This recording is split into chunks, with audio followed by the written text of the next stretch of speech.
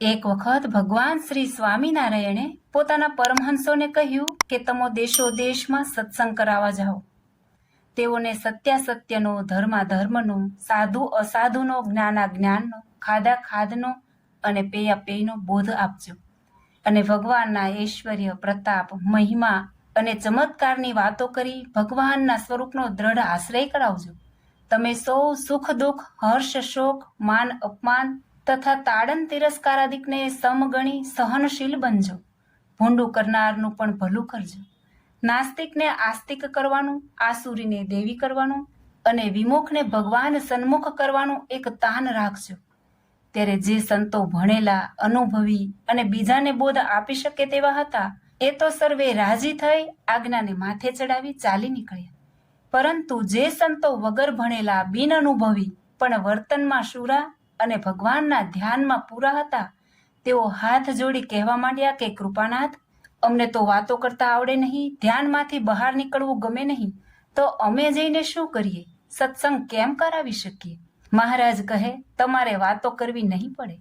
તમારે તો તમારા વર્તન વાતો કરશે. ભણેલાઓથી સમાસ થશે, તે કરતાં તમારાથી વધારે સમાસ થશે. માટે તમો પણ જાઓ. ત્યારે તે સંતો પણ મહારાજને પગે લાગી તેમની આજ્ઞા લઈ ફરવા નીકળી પડ્યા. તેમાં જે ભણેલા અને અનુભવી હતા, તેમની સાથે શાસ્ત્રાર્થ કરવા, વાદ વિવાદ કરવા અને કેટલાક વિતંડાવાદ કરવા પણ આવતા. રાત દાહડો ઉપદેશ આપતા. ત્યારે માંડ માંડ કોઈક સત્સંગી થતા. અને આ નહીં ભણેલા સંતોને તો ગામના ગોંદરે કે ઝાડ નીચે મૌન વૃત્તે સિદ્ધાસને ધ્યાનમાં બેઠેલા જોઈને લોકો કહે, અહોહો, આ સાધુ સ્થિરપણે કેવા ધ્યાન આસને બેસી રહ્યા છે. આ કોઈક મોટા યોગી છે. ત્યારે કોઈ કહે, આ યોગીને તો હું સવારથી બેઠેલા દેખું છું. કોઈ કહે, હું તો કાલથી આમના આમ બેઠેલા જોઉં છું. આમ વર્તન જોઈ સહુ કોઈ તેમનો ગુણ લેતા. તેમનામાં હેત થતું અને તેમનું વચન સાંભળવા લોકોની ઠઠ જામી જતી. જ્યારે મધ્યાહન વખતે આંખો ખોલે ત્યારે લોકો પગે પડે અને પૂછે, બાપજી કાંઈ જમશો? ત્યારે કહે, હરી ઈચ્છા. આથી લોકો તેમને અયાચક મુનિ બાવા જાણી ખાવાનું લાવે. તેમાંથી પોતાના ખોબામાં સમાય તેટલું લઈને ખાય.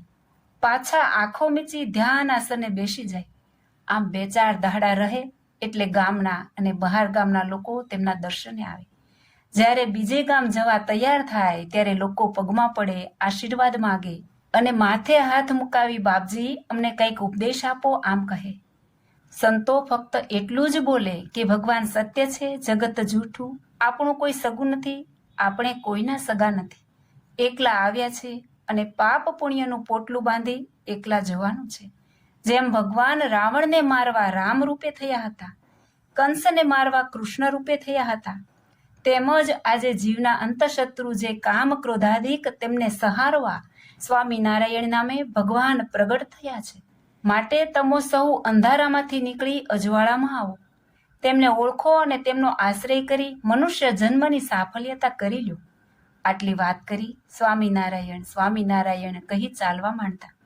હવે પ્રથમથી એ સાધુના વર્તનથી ગુણ તો આવેલો હતો અને આવો સુધાબોધ સાંભળી તેમના પરનો પાપનો પીછેડો ભેદાઈ જતો. ઘણા જનો પરસ્પર બોલી ઉઠતા, જેના સાધુ આવા તપસ્વી, સહનશીલ અને સદવર્તની છે, તો એ પોતે સ્વામિનારાયણ ભગવાન હોય તેમાં શું કહેવું? આપણે આ કહે તેમ કરીએ તો જરૂર આલોક અને પરલોકે સુખી થઈએ. આમધારી કહેતા કે મુનિબાવા, તમે સાચા સાધુ છો, અમને સ્વામિનારાયણના આશ્રિત કરો, અમને તેમના નિયમનો બોધ આપો. ત્યારે સાધુ તેમને હસ્તે વદને પ્રસન્ન મને કહેતા, ભાઈ, આ સ્વામિનારાયણનો ધર્મ અને સનાતન ધર્મ કાંઈ જુદો નથી. માટે નાવું ધોવું, પવિત્રપણે રહેવું, દેવદર્શન કરવા, અન્ન જળ ખપતું હોય તેનું જ ખાવું, પણ બીજાનું નહીં. ડુંગળી, લસણ, હિંગનો ત્યાગ કરવો અને સ્વામિનારાયણ ભગવાનનો દ્રઢ આશ્રય રાખવો, આવો બોધ આપી સત્સંગી કરતા. આવી રીતે ભણેલાઓથી સત્સંગ થતો, તે કરતા વગર ભણેલાઓના વર્તનથી વધુ સત્સંગ થતો. વાસ્તે જેટલું વર્તનથી થાય છે તેટલું વાતોથી થતું નથી. કૂવામાં મીઠું પાણી હોય તો જ અવાડામાં મીઠું પાણી આવે, નહીં તો 100 કોષ જોડીએ તોય મીઠું પાણી ક્યાંથી આવે. તેમ ઉપદેષ્ટા જો સદવર્તની હોય તો તેવા સદવર્તની બીજાને બનાવી શકે. જય સ્વામિનારાયણ.